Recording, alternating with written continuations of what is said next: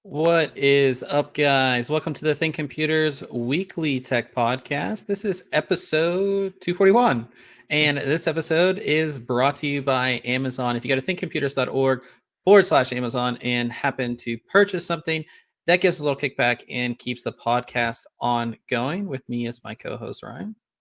How's it going? It's going. Had to wake up from a nap a little bit ago, but here I was like, an hour and a half ago, I was like, oh man, I'm kind of tired. I need to get some rest in, get some energy, but I feel much better than I did like an hour ago. So yeah, I was very tired, and then I ordered Domino's, and that didn't help. So, but today is a special day. Today's International Podcast Day. I saw that. I saw it about 5 minutes ago. Is all, but I guess it's a day to celebrate podcasting, podcasters, podcasts, the whole thing. Yep. What is your, besides this podcast, obviously, what is your go-to podcast? What do you listen to? Lately it has been a lot of Your Mom's House. What is that? You're familiar? It's comedian Tom Segura and his wife, Christina Pashitsky. They're both comedians, and so they do a podcast. They've been doing it like forever, and they have a bunch of like spin-offs as well. They have one with Dr. Drew, and then they have she has a one about like mom stuff, but it's really funny. It's like I say I recommend it, but I actually don't necessarily, be pretty like out there and pretty vulgar sometimes. So, but that's what I've been listening to. And then like Home Gadget Geeks, right? That's a staple of mine for quite a while, so I always make sure I listen to that. That's about all I've got time for, honestly, in the car, is like going, because Your Mom's House is usually like 2.5, 3.5 hours long. Oh wow. Yeah. And so like that'll take up a whole week of driving. Yeah. And so I just, get some podcasts in during mowing. And so those are my main. What about you? I only really I used to listen to a bunch of like tech and gaming podcasts, but I don't have any I don't really have a commute, because I really don't go to my office downtown. So I've been home. So and because the hockey was back, I always listened to Spit and Chicklets. It's a hockey podcast. They were just talking about that on YMH. So they were talking about, oh hey, Spit and Chicklets, like you guys should listen to that, because they talk about YMH in there. So okay, yeah, it's just it's hilarious. It's a really funny podcast. I really enjoy it. And like playing I used to play hockey, and it's just, if you're a hockey fan, it's a must listen. And those are like anywhere from like an hour to 2 hours. I like when I'm cleaning up around the house, doing dishes, like that type of stuff. Always just put it on or whatever. So cool. So we're celebrating. Go ahead. It's also like so crazy that some people are still like just getting into podcasts, or just they're like, a pod what? Like, what is that? And I'm like, I've been listening to podcasts for 10 plus years. Yeah. Right. I mean, the first one I really listened to is the Maximum PC podcast from their magazine, right? And then they got in. I think my first one was This Week in Tech. Twit, because they did video and audio, kind of like how we do it. Paul's in the house. Paul, I forgot to remind you. That's my bad. I forgot to remind him about the podcast tonight. But that what they do, video and audio. That was kind of my first one, and it was like, way back in the day, like you had to have iTunes. There was no other service that curated podcasts, or like these weird websites. And now it's everywhere. It's all over. And you go on a trip or something, and you're like, all right, I got to get all my podcasts downloaded to my phone or my iPod or whatever. Yeah. And you'd be so bummed when you'd run out and didn't have a way to get more on there Because before, like, cell phones and were really smartphones, and you could just, find another one to listen to and stream it or whatever, and you'd be like, well, I guess I gotta listen to the radio for the next 5 hours driving home or whatever. So yeah. And Derek's in the house from YouTube as well. what's up? But the great thing I love about podcasts is now, especially now, it's so easy to start a podcast. Yeah. You don't really have to have any knowledge. We use a service that we just upload the audio and then it goes out to everything. We don't have to make custom RSS feeds anymore, which we actually had to do when we first started our podcast. There's actually iPhone apps that you can just record from your iPhone and then it just puts it out there. So like anybody can create a podcast. So hats off to whoever came up with the idea of like a podcast, because there's so much good content out there. It's just like YouTube almost. There's so much amazing content out there that's free that you can either just be occupied with your time or learn something or hear a unique story. So definitely there's info, there's like podcasts for everything you want out there, right? Like you're into something and you think like you're the only one into it or something, you search for podcasts and you're like, oh, well, they've got this one. I like the retro toys and stuff. There's a bunch of toy ones and like trading cards from the 90s that I used to collect. They're like stuff for that. And if there's not one that you can find, like start one, because there will probably be someone that wants to listen to you talk about that certain subject. So it's cool. But this is a tech podcast, and for everybody who is in the live stream or listening, we do have our full show notes page that has everything that we're going to be talking about this week. All of the links to all of the articles. So if you want to follow along, click into the article as we do. We will have everything there for you. And guys, this is a I wouldn't say decently long, but we're going to be here for about an hour. So if you want to kick back, grab some food, and listen to us talk about tech, we will be here for about, like I say, probably like an hour. But we'll start with our reviews this week. And I thought I had it out. Oh, I do have it out. I reviewed this guy right here, which is another super small portable SSD. This is the Lexar SL200, and this comes out after the Lexar SL100 Pro, which was USB 3.2 Gen 2. This is USB 3.2 Gen 1, which seems like old because USB 3.1 Gen 1 drives, SSDs, started coming out around a while, 2017. But there's a lot of people that don't have USB 3.2 Gen 2, and a Gen 1 drive is still super fast. And probably a lot of people would like to save money by getting a drive like this. So this drive, it's your typical drive. As you can see, I mean, it's very small, very thin. You can pick it up, you can put it in your pocket, you can travel with it. Has just a single Type-C connector, so you can easily connect it to anything. It comes with a Type-C to Type-C and a Type-C to Type-A. So backwards compatibility is all there. It's like your typical drive. It looks like it's about the size of a 2.5-inch drive. Maybe a little smaller. It's a little smaller. The old maybe a little thicker. Inch, a 9mm drive. Yeah, like a 9mm, not a 7. It is rated for 550 megabytes a second read and 440 megabytes a second write. So basically like internal SATA speeds, but you're getting this externally in a very small package, which again, since these drives have come out, I've been the biggest fan of them because I do a lot of video editing and photo editing, and these are perfect editing drives. And these also make perfect game drives for Xbox, PlayStation, even perfect game drives for, say, like a gaming laptop that you might not have a whole lot of internal storage, media drives. I mean, you name it, these are perfect. I absolutely love these. And this one performs just like it should. I mean, no real issues with performance on this. I'll bring all that up here. We did on Crystal Dismark, we did 562 read and 390 write, so pretty much right up to specifications. You can see our graphs where it kind of lands as far as read and write. It's actually on the read speed, it's the fastest USB 3.2 Gen 1 drive, but you can see the USB 3.2 Gen 2 drives, kind of double the speed really, which is expected. But at the end of the day, I really thought there's really not a whole lot wrong with this drive. You also get their software. which gives you 256-bit AES encryption. So if you want to password protect this drive, you can go ahead and do that. Some people like that. It is included. And again, like I really like this drive. There's nothing really wrong with it. So I'm like, okay, like this drive, like, this is a 1 terabyte. Like we have USB 3.2 Gen 2 drives out now. So like the 1 terabyte should be $100, right? Yeah, maybe a little more, but not much. I look online and it's $159.99. Seems a little high. I'm like, what the heck? Like, why is this $159.99? Their SL 100 Pro is $169.99.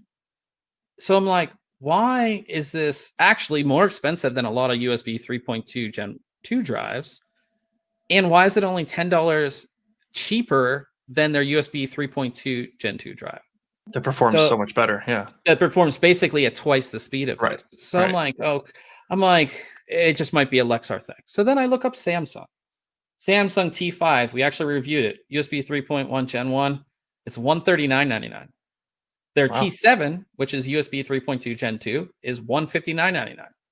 So I have this conspiracy theory in my head that these companies, and they're not the only ones. There's more than just Samsung and Lexar, but I think what they're doing is they think that consumers are dumb. And okay, I don't have USB 3.2 Gen 2. I have to get the Gen 1 drive. And they're bumping that price up because there's no way that I think people don't know it's backwards compatible and stuff like that. And that's the thing. So the USB 3.2 Gen 2 drive is obviously backwards compatible. So if you get the Gen 2 drive, that's supposed to give you 1,000 megabytes a second. On a Gen 1 port, it's going to give you 500, right? But why wouldn't I spend the extra $10? Right. It's dumb.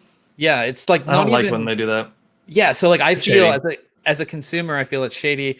I feel that there's this should be $100, $100 for 1 terabyte. Yeah, at the speeds that it is, because this is a drive basically that came out in 2017, but it's coming out now, and I'm okay with that. But price it at what actually correctly. Yeah.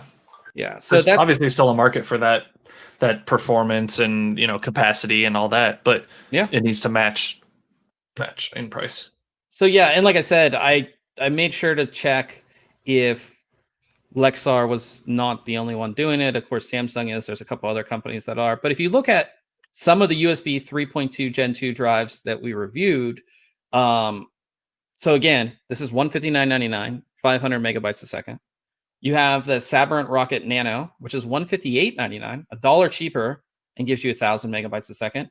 You have the HP P700, which is $149.99, gives you 1,000 megabytes a second.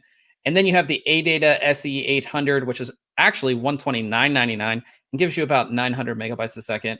But it's so hard to recommend this drive at its price. It's just, I don't fix the price and the score goes up. Yeah, fix the price and the score goes up. So I gave it a 7 out of 10, which I still think is kind of high based on the kind of price gouging that they're doing. So just take that in.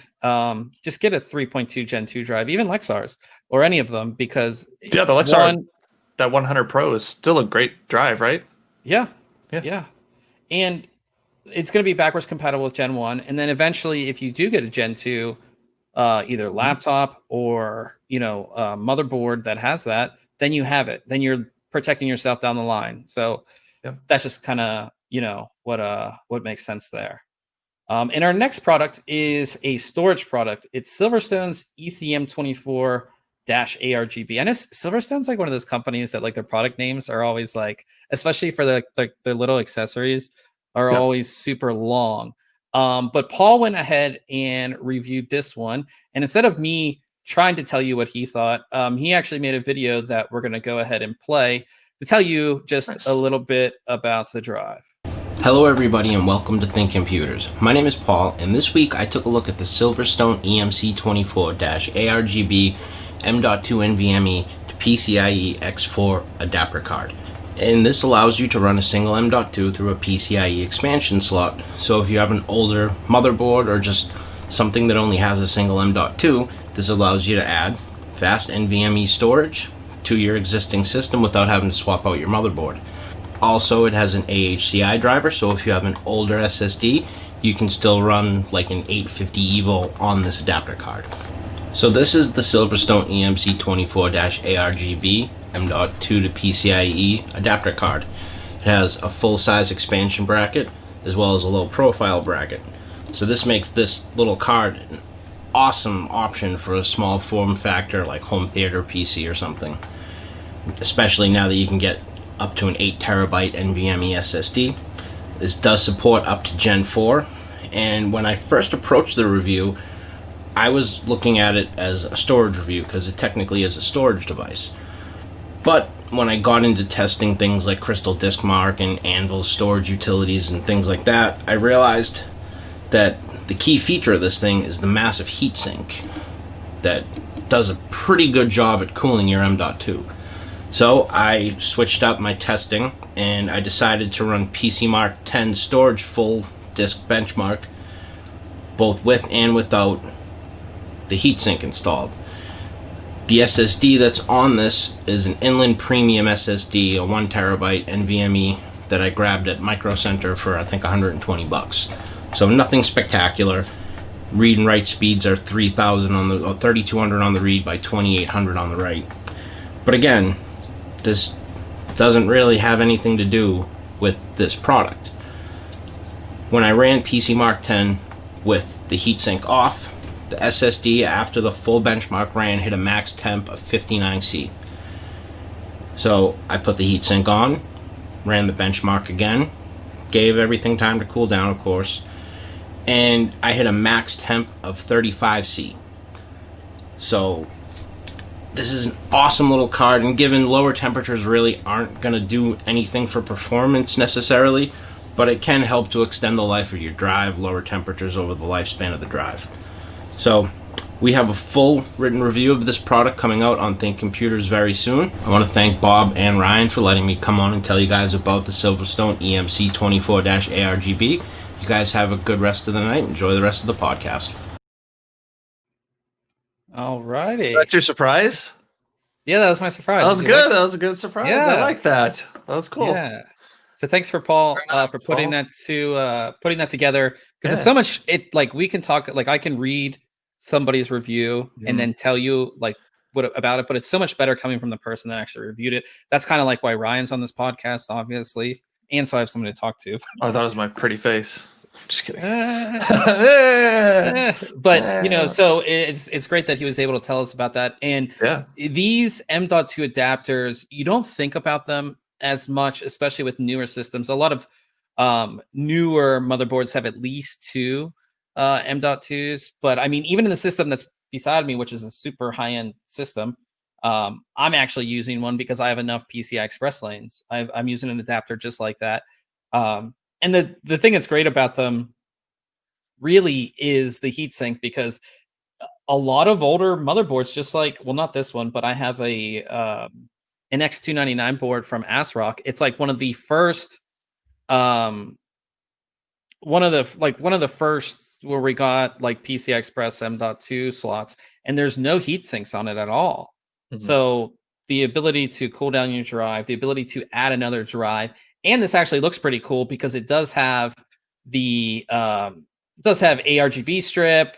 People like that. They might not like it, but if you do like it, it has an ARGB strip which you can connect to your motherboard and have all your all your effects going together. So I think it's really cool. It's a cool little product. I forget the price. It's not overly expensive either. None of these really are. So I think it's a really, they're pretty really cool basic product. like item, right? They're really just switching your interfaces correct for you and passing through. So yeah, no, it's cool. And I like that, there's a company that makes these items, because there's another brand like StarTech, I think, which you see a lot in businesses, and like we use a ton of them at work, like just random items from StarTech, but they make adapters and cards and add in stuff for that. And I'm glad to see Silverstone is one of those companies.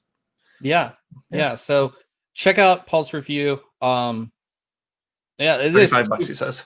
Yeah, $35. So it's not overly expensive, and it gives you another. It's like when I rebuilt this system over here, I was like, no SATA SSDs. I'm done with SATA. It's too slow. That's funny. And this actually has 3 PCI Express slots, but I wanted 4 because I'm storage nut. And I was like, oh, I can, because this is a high-end desktop system, I have the downward PCI Express lane. So I was like, I'm getting an adapter, and I'm putting another one in there because that's Oh, the you're type funny. of storage that I want. So Yep. so yeah, so those are awesome. So definitely check out that review. And we have launched a new contest for everybody listening. We are Wait. back. Wait, what? Sweet. Oh, I thought you said wait. I was like, what are we Nope. waiting for? No, we're not waiting. So we are back with another $50 gift card giveaway. We love doing this one. Everybody loves this one so much, just for the fact that it's worldwide. Like a lot of the products that we give away are limited to the United States because Yep. that's the companies that we deal with, and that's where they will ship. Where this, I can just get the gift card for like for Amazon, for Steam, Xbox, iTunes, wherever, and I can just send it to your email because they're e-gift cards. So super easy to enter. Like all of our contests, just do it right here on Gleam. No, nothing really that complicated about it. So we try to, like I said, we try to do contests every month. We'll have a really awesome one coming up with a product very soon. But $50, you can't complain. Yeah. You can buy one of those adapter cards, Paul. Just yeah. Yeah, you could buy one of those adapter cards. You could. I just bought what did I just buy off Amazon? I bought a electronic tea kettle. Okay. That was my latest Amazon purchase, which everything comes a day late now. I've seen that with Amazon, at least the past. I've had stuff like show up a day earlier lately, and then stuff like kind of normally. And actually, I'm getting some items Friday that I ordered last night, so that's a little further away. Yeah. Than is typical, but you know what? I'm fine with it. I'm not really worried about it either. I know that you can technically extend your. Is it your Prime membership? But every time they miss, they'll extend it a month or something. Oh, really? Yeah, I'll send you a website that actually tracks all that, and then you can say like, you missed this one, you missed this one, you missed this one. Or they'll give you like I really don't care, but I know there's people that do. That's why I think the website was started by Capital One or something. I forget. But in any case, because in your Prime contract, it says that the day that they say it will be delivered when you order, like it's in the contract that it says that. But gotcha. But let's move on to tech news because there's some interesting stuff going on. A lot of revelations about RTX 30 cards, which a little bit of news, right? Pretty interesting. So NVIDIA, as well as add-in board partners, have responded to RTX 30 series card crashes. Now, some card crashes have been linked to not bad parts, but the groupings of the post caps and things like that. But on the back of the card. the capacitors on the back of the card. You have to realize, and a lot of people are like, these are bad, this won't work, it's a failure, but it's only cards that again are already factory overclocked, and then people are pushing them further, from my understanding. And it's also in regards to the boost clocks and things like that. The latest NVIDIA driver, which I believe came out yesterday, I believe fixed most of these problems. Yep. I know that Asus, who's not on this list, we have all the responses from all the companies. That I know that Asus actually identified this, and that's why their Strix card is not out yet. Interesting. Because they identified certain issues and certain things. It's only certain, like if you're overclocking, which we obviously in our review didn't test. But if you have an RTX 3080 and even possibly a 3090, it's mostly a 3080 issue. Check out, we have from pretty much everybody, not Asus, because again, they identified the issue early. EVGA, Zotac, Galax, and Gainward. We have nothing from Gigabyte because I believe they also had a design this is back. Gigabyte and MSI are fixed by drivers, so I really don't think that they Okay. needed to do that. But this has been a rocky launch, and if you think about Nvidia, like most of their launches aren't necessarily rocky. Yeah. The only thing that really has, I feel like, has held them up previously, again, is just like availability of product, right? Everybody's hyped about it, and then it sells out right away, right? That's their main issue. Now, this one, maybe Well, we had the availability issue. We had like the bots and people extremely mad, Yeah. which they should rightfully be. so, sure. Then you have this issue, which a lot of people were saying that Nvidia knew about it and didn't even tell the board Just like- partners, which I can see that happening, honestly. Just for the fact of like Nvidia wants to sell their card, Yeah. you know. I haven't researched this all that much. I know there's some videos. I out haven't there. either, and the reason I haven't, like, I've read some and watched some, but it's just that level above like my electrical engineering Yeah, knowledge base to like speak intelligently about it. So I will let others that are more I also capable of agree. doing such a thing, Yeah. right? yeah, So yeah. there's a lot of good Coach- content out there, though. Coaster's in the house, and he said red team should take advantage of green team's F up. Yeah, I mean, I wouldn't even say it's not a bad issue because it's the actual number of cards affected, at least to my knowledge. Unless you're overclocking, you're really not seeing this issue.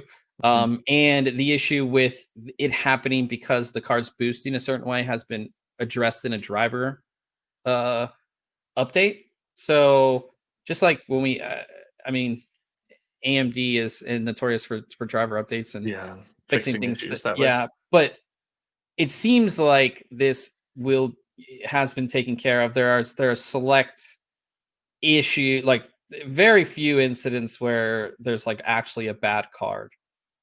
So just keep that in mind. But it's good that all of the AIBs are actually, putting out statements and trying to work with their customers, not being like, well, you bought the card, so Yeah, sorry, it's Yeah. Nvidia's fault, right? Yeah, or something like that. So yeah. that's good.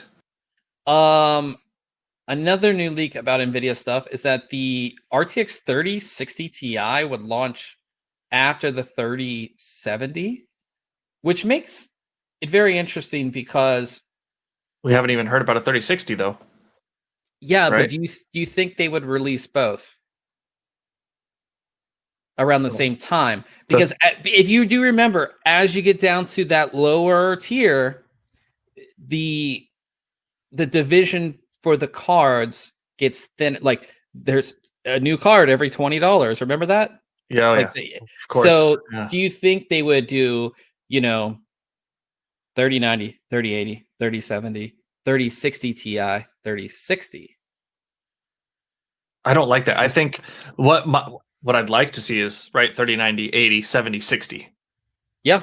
Then in I a agree. while we have TIs or supers, Yeah. right? And that's But kind of what do you think that just they feel like there's going to be an AMD card that sits between a 3060 and a 3070 at a certain price point, so they have Sure. to match it. So that's what this is. The leak says that the 3060 Ti will have the GA104-200 GPU with 4,864 CUDA cores, 8 gigabytes of GDDR6 across a 256-bit bus.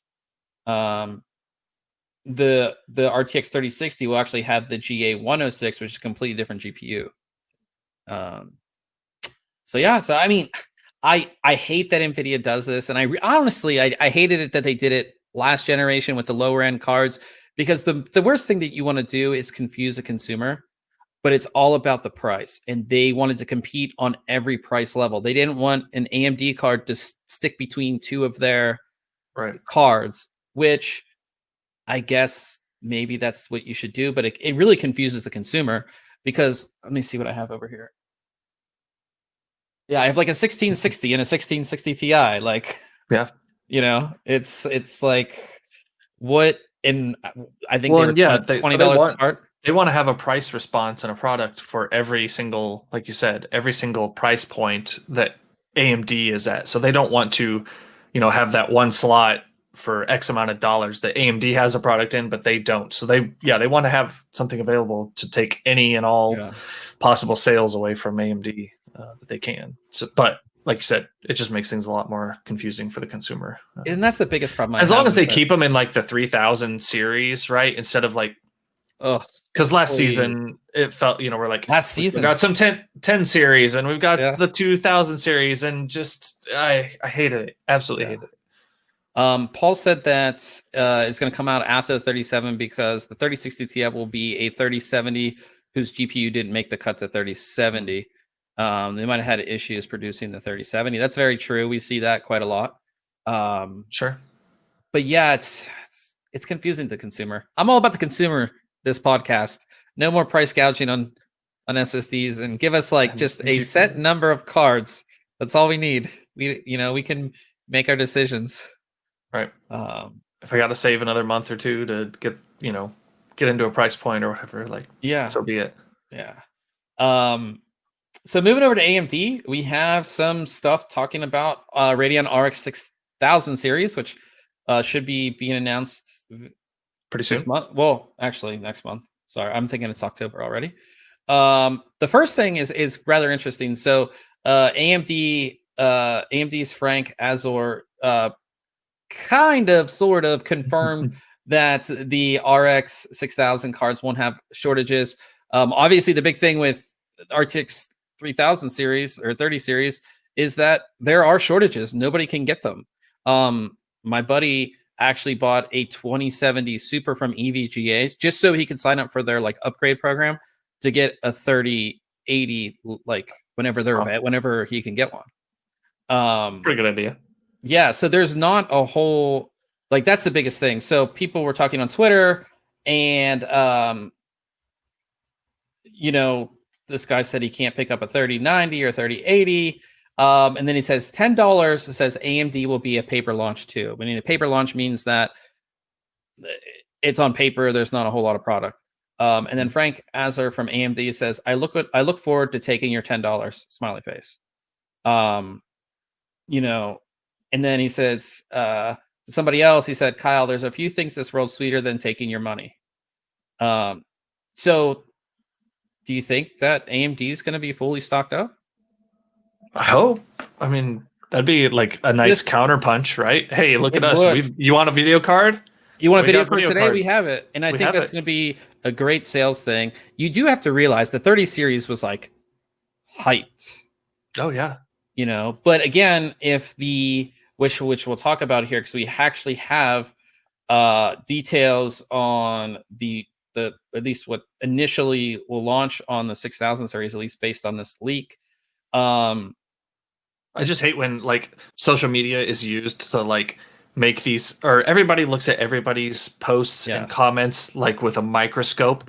And so like now we have this news of someone making this comment and everybody's going to say, well, you said that you would have them and you didn't. And it's like, was that an official statement or is that just social media being social media? It's social which is media. tough. Yeah. But we did get at least, I don't know. This seems like placed content by AMD, just based on my thing. But here's some numbers. You want to put these up? Yeah, like Newegg listed specs of a Radeon RX 6700 XT, 6800 XT, and 6900 XT on a blog post recently, and then took them down.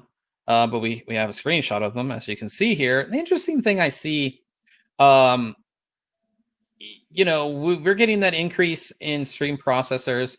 5700 XT has 2,560 stream processors. So that was like their top of the line.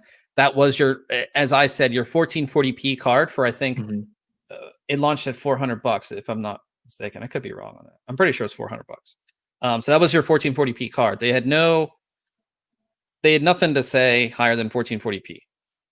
So the 6700 XT, which will be the lower end card, has the same amount of stream processors.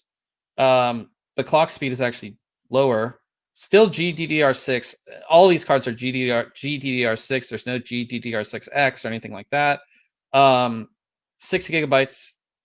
So yeah, 150 watt TDP. I mean, would that be 1440p card. Looking at the spec. Can you? I need to pull up the image a little better. Oh, sorry. 1 second. No, it's okay. And then just to go up, so the next level up will be the 6800 XT, 3840 stream processors. Again, these are all have a base clock of 1500 megahertz, which might be different. And we don't have a boost clock for any of these. That has 12 gigabytes of GDDR6. And then the 6900 XT, basically double the 67. Yeah. So 5120 stream processors, 16 gigabytes of GDDR6. Again, these aren't confirmed numbers, but I mean, what do you think that 6900 XT is like? Again, from everything that's we've a 4K heard, card. Yeah, especially with 16 gigabytes of GDDR6. Yep. But is that like a 2080 Ti 4K card, or I think is it a 3080 4K card? I can't imagine it's a 3080 4K card. No, but it's got to be somewhere. I don't know, man. It's got to be better than a 2080 Ti at 4K. Otherwise, like, yeah, unless your pricing is just amazing, which I'm sure their pricing will be good. Nobody's going to buy that card, or not too many people, right? I think a lot of people would feel like they're buying into a last gen performance card. Now, do you think it's going to be between a 2080 Ti and a 3080? Yes. And do you think that when this is announced, these are supposed to come out October 28th, or at least we'll hear something October 28th? Do you think October 28th is when we see the 3070, which matches performance of the 6900 XT? Probably. I mean, it just makes sense, right? Or like, I would say like Halloween and do some, special launch, but that's on a Saturday, and so I don't know. Yeah. The thing that's interesting is the biggest thing, it'll be right around that time. Like I said, the 5700 XT, I was very impressed with that card for its price. If these can be priced well, they'll sell well. And plus, if they're readily available, that's just sell them just because people want cards. Yeah, they want cards and they want something that's newer. And again, like even 20 series cards are hard to get still, and they're still priced very high compared to the 30 series, because the 30 series you can't get. So if that maintains till the 28th, AMD could have something at least for a few months. And again, if it's priced correctly, I don't see why it's a bad card. Like again, the 5700 XT didn't compete at 4K, but at 1440, it was an awesome card. So I think we'll have to see.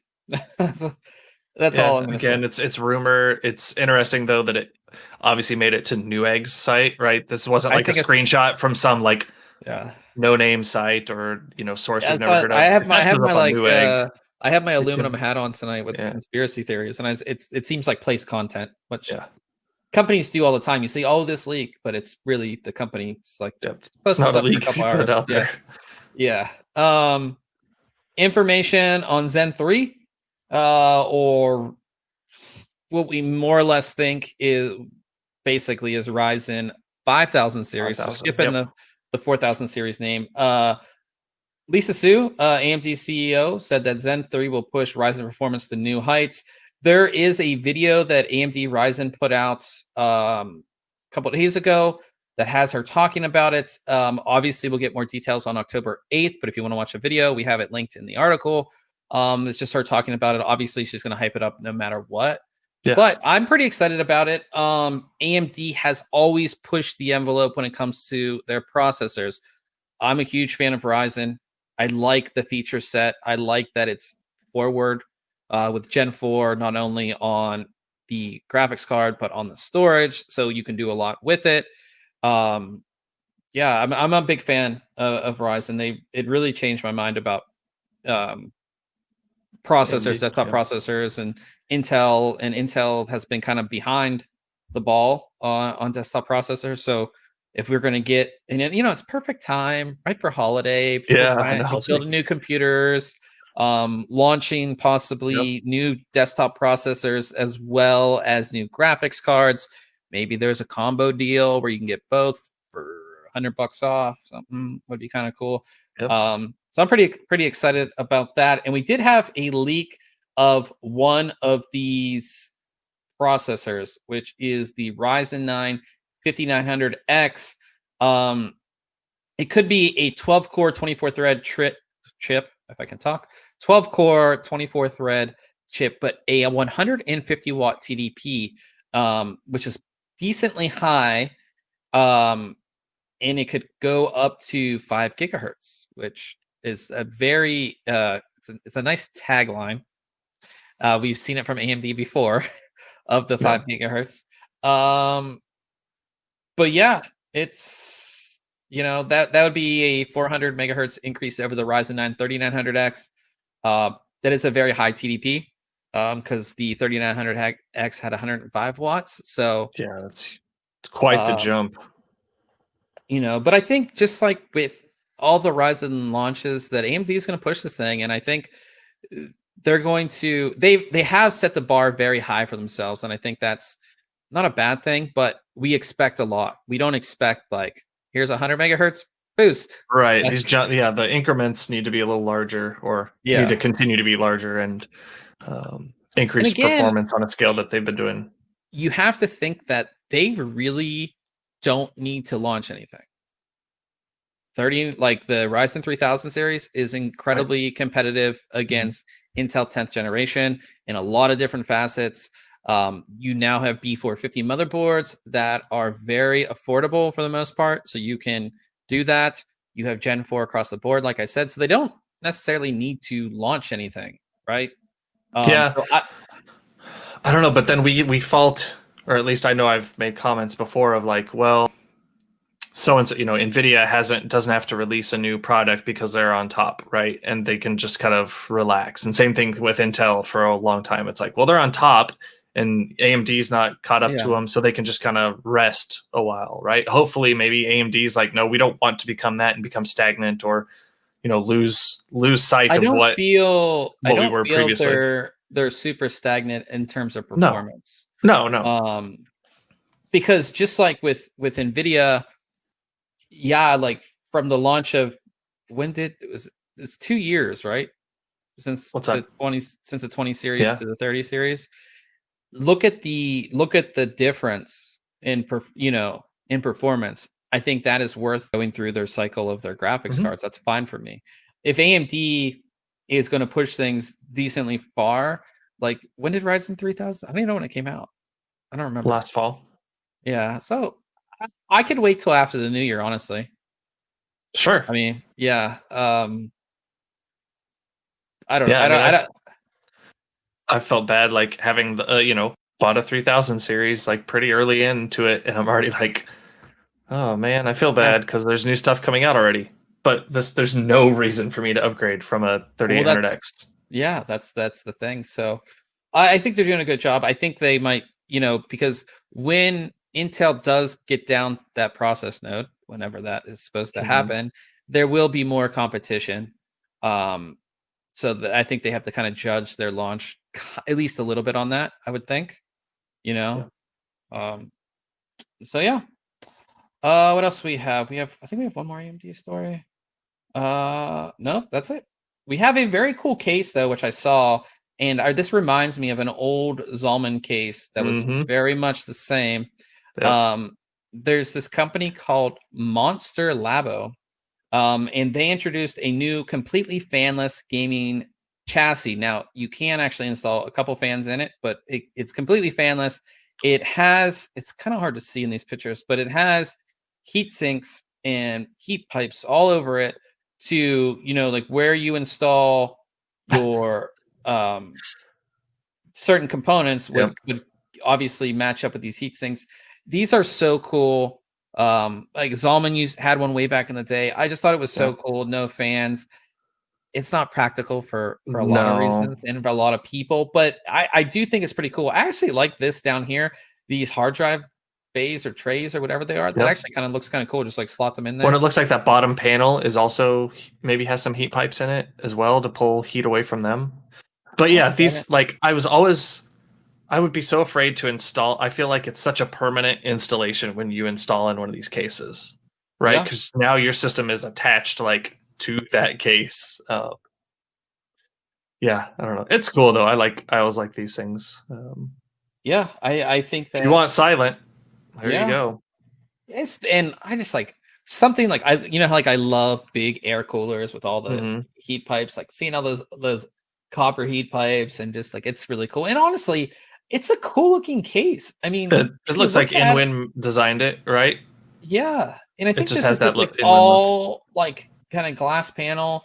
And if you look, it doesn't just go to like it kind of curves here at the bottom on Yeah, each that little side. foot kind of. Yeah, very cool. Yeah, it's like it's pretty cool looking case, I have to say. Yeah, So Streetcom, like Paul said, the Streetcom case, they've made at least one of those I've seen. yeah, They said. so oh yeah, it's pretty cool. We have a link. They didn't release pricing. I can't imagine it's cheap. No. Just for the amount of copper that's on this, the heat sinks. It's it's going to be probably well over 300 maybe. Oh yeah, easy. So yeah, I think it's cool though. I probably would never use Does it. it come with a power supply? I don't Because know. they You show can one. It doesn't it look like there's actually one there? yeah, kind of. Although that might be like a place to put it, so it also gets cold. I don't know. I'm not exactly sure. But in any case, it's cool. It's something you don't see every day. So we wanted to tell you guys just a little bit about it. Yep. And we are on to gaming news, and we have some pretty interesting stories. One that kind of talks about what we talked about last week. But the first one is that Amazon will be launching their own cloud gaming service. So this is going to be a service that allows you to basically stream the games to you on, I would assume, any device. So, I have my phone here. This is a iPhone. It's not a gaming computer, but I can play Apex. Well, actually, I'm trying to think of a game that would be like the game that we're talking about in our next story, like Doom Eternal. I could stream to this if my internet connection was fast enough, and I could play on a device like this or a tablet or Mac gaming isn't really a lot of games can't be played on Mac, and if you have a MacBook or even a what's the Mac Pro or any of those, you can play PC games on your Mac using a service like this. NVIDIA And has you have a really nice display to do it on too. Yeah, NVIDIA has their service. There's Google Stadia. There's a bunch of them. If a company can do it, it's Amazon. They can technically like put this as part of Prime, possibly. I don't think there's anything that says that they would. It's going to early access is going to start to I guess sometime tomorrow or sometime in October. It's going to launch with games like Resident Evil 7, Control, Tacoma, Metro Exodus, Overcooked 2. They teamed up with Sega and 505 Game Studios. There's like specific channels, I guess, within the thing. Like there's a Ubisoft channel, which will give you access to Assassin's Creed, Valhalla, Far Cry 6, Immortals, Phoenix Rising. So yeah, it'll be available on PC, Mac, Fire TV. So you could technically turn your I don't know if it will run on a Fire Stick. I guess it would because you're technically just streaming, you're just streaming. Yeah. Yeah. So this could run on, like I have a Fire Stick, so I could play games on my TV without. What are you going to use as the device. input devices, like a wireless keyboard and mouse, maybe, or something? Yeah, you could do wireless keyboard and mouse. They make a controller. Amazon makes their own controller. Yeah, I don't have any Fire devices. So. Yeah, but yeah, you could. I mean, it has Bluetooth, so you can hook up any Bluetooth device. iPhone, iPad. They said. There's going to have a custom controller called a Luna controller. Interesting. I'm all for these, honestly. If more people like the thing that stops people from enjoying technically PC games is the price of a PC. The expensive PC. When these services start getting announced, probably like 5-6 years ago, they were expensive. This is going to be $5.99 a month. The NVIDIA one is $5 a month, and that is nothing to a lot of people. As long as you have as long as you have something that supports a browser and you have fast enough internet connection, I'm all for these because this gets actual PC games and these games that we all love to play, but not a lot of people have the hardware to play them like the way you might want. It gives people that access, and I love it. I'm such a fan of it, and yeah, it's like I said, if anybody can do it, it's Amazon. So if you're I don't know if they'll bake this into Prime somehow or offer Prime members something. You would think they've done that with Twitch and or at least give us like a preview of it. Like here's a month, right? To try it out and see if you like it. Yeah. Steve said, can't wait till new AMD cards launch. I did not buy a 5700 XT. I still rock a Vega 64.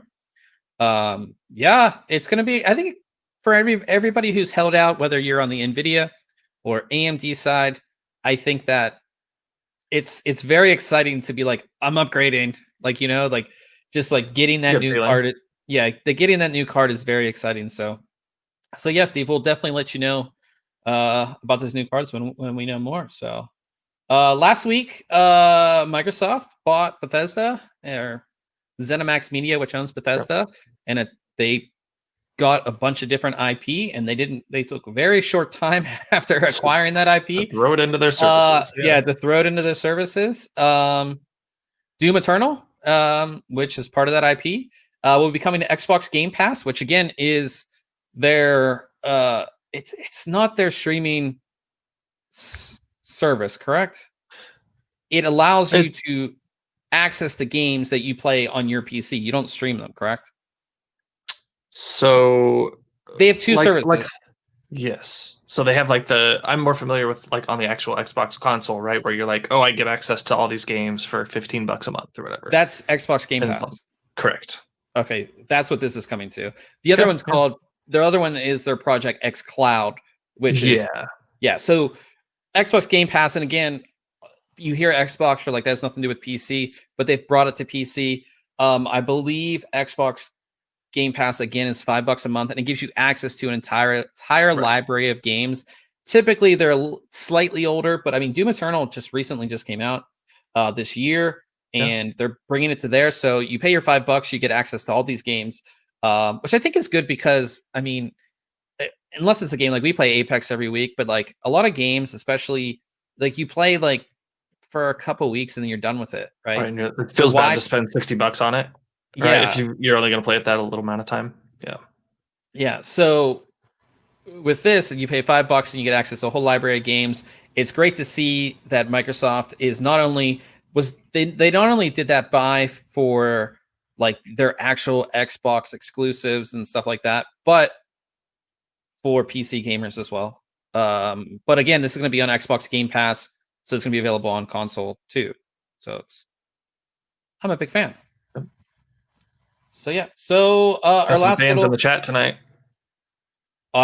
Is it not updating for me? I don't see it. It might be. I don't know. Oh, Kayla's in. Hey, Kayla. Yeah, it's just hi to Ryan. I know, not to me. So Call of Duty Zombies is a very popular game mode. It was just announced, so there'll be a Call of Duty Black Ops Cold War Zombies. It's been confirmed. I think the trailer actually launched today. This is a couple day old story. I never played Call of Duty. I played like the original. Did you ever get into Call of Duty? I played the original, and then I played like Call of Duty 4 just a ton. Like so much. Loved that, and then just kind of fell off because the next one was like they changed up. Like I think they took away private servers. This was so many years ago. They were taking away that ability for you to like host a server, and so I was just like bad taste in my mouth. Haven't gone really back to a Call of Duty series. I was never a huge fan of the Call of Duty series. But a lot of people are really excited about this Black Ops Cold War. The premise, like the whole time, like around Cold War era seems pretty cool.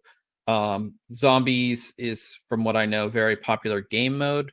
So they will be bringing it into that. So a lot of people are quite excited about that. So that is our news for the week. Decent amount of stuff going on. I feel it's a little after these launches, we kind of calm down a little bit. We have AMD launches coming up. We have holiday season coming up, which means I have a lot of products into review. We have a lot of products into review. We're getting requests for a ton of products. Yep. So it's getting very, very busy. So talking about that, coming up next week, I'll be taking a look at, which is one of, for years, Is that the the box like by your hats, underneath your hats there? right Behind you, other side. that Down. No, down. On the floor. down there. Right underneath your hats. I can't see it now. No, that is a Z490 Extreme 4 from ASRock. Okay, never mind. And a Z3. The coloring just looked like it might be the box for this board, so never I mind. can't Forget see I it said because it says Bob. But anyways, yeah. No, the reason I have that. So, quick fact. Quick fact. The reason I have those down there is because ASRock is the only motherboard manufacturer that makes a weird size box that doesn't fit in these holes correctly. That's the only reason they're down there. Gotcha. But I will be taking a look at the Asus Prime Z490A. I'm a huge fan of the Prime series. It's incredibly affordable. It gives you everything that you want without no nonsense. Mm-hmm. And I've always liked that they've like the color scheme has always been, at least to me, it's like appealing. It's like the white and silver kind of, it's very simple. You don't have crazy heat sinks or things you don't need. It is like their beginner line board, but you're still getting a lot of great features. You're getting that Asus quality that you're that you're used to. So I'll be taking a look at that.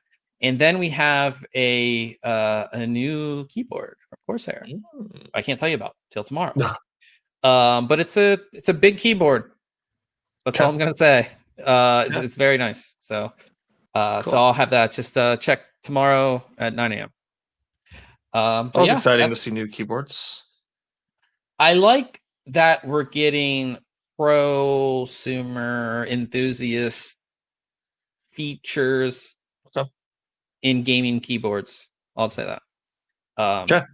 So yeah, that works. Yeah, so I've been testing that. It's been a lot of fun. So I'll have that for you guys next week as well. Paul said his ASRock boxes are sitting on the floor for that exact reason. Yeah, they're just like weird size. A little too big. Huh. They're weird. They're a little too big and they're like oblong. They're just like, I don't know. They're just weird. So it comes to that time of the podcast where we talk about anything tech related, anything that we've watched, anything that we've done that we might want to talk about. So I finally put that swapped my memory out. I think I talked about this last week, how I bought the memory for my laptop. Mm-hmm. Maybe it was 2 weeks ago. I don't know. Whatever. I finally swapped that in, filmed some stuff, been working on editing that video. So that's fun. It's amazing. Not that I didn't know this, right? But it's just like actually seeing the results of going from a single stick of DDR memory that came in a laptop to just 2 sticks, right? Because with one stick, you're not taking advantage of what DDR has to offer, right? You're not using both channels. You just got a single stick in there. Like those bandwidth numbers that jump up, double or more in some tests. Like, man, this is what I've been missing out on. Yeah. Plus, I got a lot more capacity, but yeah. So I'm working on that video. You can have like 6 Chrome tabs open now. Yes, sometimes 7. Paul said that Paul's got an SSD coming. Yeah, he'll have an SSD review done possibly tomorrow. I think it's a T-Force as well, which is Team Group's kind of gaming. I guess it's cool. It's like their enthusiast gaming line. So he's been taking a look at a lot of their stuff. I've obviously been working on reviews. I'm trying to think if I've done anything. I want Apple to release a new phone so I can order it. Didn't you? You just upgraded that like not too long ago, right? It's an iPhone 10. Okay. Like I don't know how many, but it did. Okay. I've still been looking at drones. You're breaking up on me, so I don't know if it's you or me. I don't know. Can you still hear me now? Yeah. Okay. You got a little robot-y. Yeah, that happened. Yeah, internet. Right. So drones, huh? Yeah. So possibly. No, I've been looking, but then I won't really use it, and then like DJI will release another one that I want more than the one I currently have. So that happens with those products, and like with cameras. Like obviously, I just bought this recently. That happens so often. You're like, 6 to 8 months later, they release a new one, and you're like, ugh. No, this one does that one thing that the last one didn't do. Yeah. So. Besides that, I will suggest a show that has nothing to do with tech, which I've really been enjoying. It's on Netflix. I think it's called The Great American Barbecue Challenge. Okay. It's sort of like, have you ever watched MasterChef? Nope. it's like a cooking show where there's like, but it's all barbecue. So all the contestants are like, that's their thing. They make barbecue. Their competition barbecue people are like, and in each episode they have to like smoke or whatever, make Do a certain meat and yeah. style. So Okay. I'm a huge fan of barbecue, so I really like it. But it's like with all of the negativity going on right now because of current events, I think it's just a really good, wholesome show that's like positive and it, like cool. again with everything that's going on, it takes you away from all that crap, and I think it's really good to watch. So if you have Netflix, it's called The Great American Barbecue Challenge, or it's something like that. Well, that's funny. ThinkComputers, they're or not ThinkComputers, that's us. Home Gadget Geeks, they're doing a instead of, like they've done in the past, like an in-person meetup, right? Oh, nice thing on a weekend, but they're doing a meetup, MEAT, because they've had like barbecue shows over the year where they have barbecue enthusiasts come on and they talk about their grills and smokers and all that. So they're doing a stream. I think it is October 24th. It's coming up in October. I'll get all the details, but they're going to do like kind of 3 shows, I think. Like a morning one, hey, this is what we're putting on, and it's all their audience members are like participating, so everybody's like gonna live stream or just kind of get in and show, hey, this is what I'm cooking for the day. They'll have like a midday check-in on like, here's how things are going, how it's looking, and then like end of the day pulling it off and eating. Nice. Stuff. So I think that'll be pretty cool. Yeah, the thing that's great about like barbecue or like smoking meats or any of that stuff is like you take so much more pride in it because it takes so long. You cook things for 5, 8, 10 hours, and it's amazing. So that's awesome. So we will definitely give you guys details on that. Steve did have a question in the chat. He said, would you guys buy a GPU mined on? Not really, in my opinion. Typically those are overworked and overheated more than a normal GPU would be, in my opinion, especially AMD cards. If you could get it as Paul said, like depends on the price too, is like a big thing. If it's like super cheap, I mean, maybe, like current availability of GPUs right now could be like maybe a reason you might want to pick one up, but it has to be pretty cheap. He's saying he finds that miners take good care of their GPUs. I say, like, anytime I see like a miner and their setups, it's like on cardboard boxes and just crap is strewn about everywhere. And to me, I'm like, that's not taking good care of them. So that like would scare, that right there scares me. Where you're like, it's hooked up to some cheapo power supply with whatever. So that I don't know. That just kind of scares me. I'm just not a fan of buying used tech in general. I wouldn't buy a whole lot of used tech. The first camera I ever bought was used, but then you had like the shutter counts back then, which was, of course, I was buying it as a camera, not a video camera. But yeah, used tech is kind of weird. And the thing about GPUs is that mining GPUs is that typically those are run at full 100% GPU usage for an extended periods of time. Like with my computer, it's running maybe 25% GPU usage. Maybe it gets up to 100 when I game, but I don't game all that often.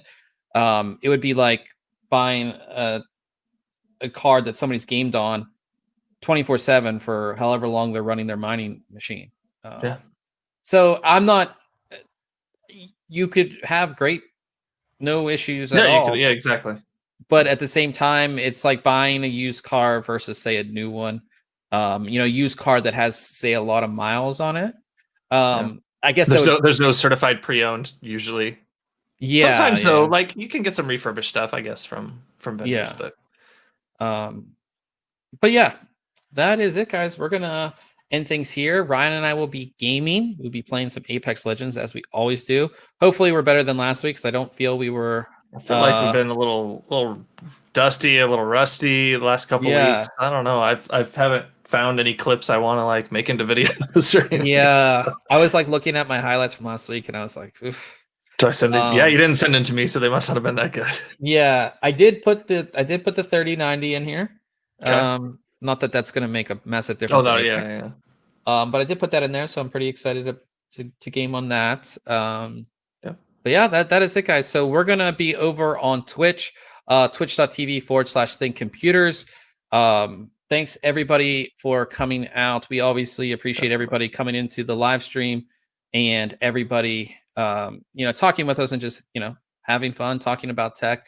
But head on over to twitch.tv/ThinkComputers. Ryan will have the stream up, and we can obviously continue all of our conversations in there, and you can watch us game and yell at each other and all of that. So same time next week, I believe. I don't think there's any I think we're good for Wednesday again. We're back on Wednesday. We had Thursday for a couple weeks thanks to NVIDIA's release schedule and our review releases, but back to Wednesdays. Yeah, back to Wednesdays. So we will see everybody next week.